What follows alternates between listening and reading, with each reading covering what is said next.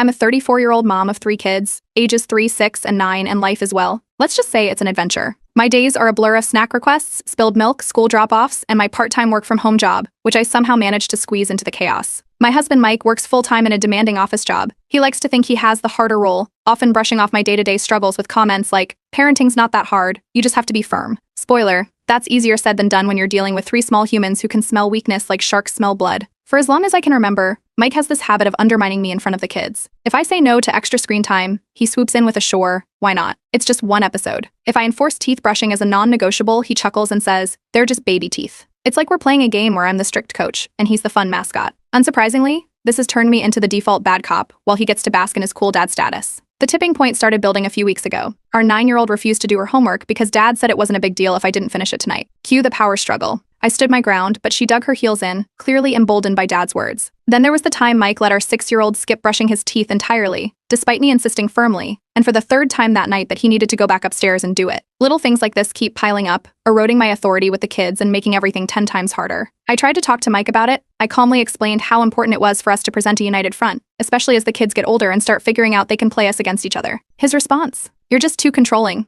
They're kids, they need to relax sometimes." He waved me off like I was overreacting, which only added fuel to my already simmering frustration. Then the final straw broke the camel's back. Our 3-year-old, bless her tiny, tantrum-prone heart, had a complete meltdown because Mike promised her ice cream after dinner. Normally, that would be fine, except she'd already been told no earlier for her less-than-stellar behavior that afternoon. Apparently, my decision didn't matter because Mike decided to swoop in with an ice cream bribe while I was in the other room. By the time I walked in, she was screaming because I'd said no again, and Mike was shrugging like it wasn't a big deal.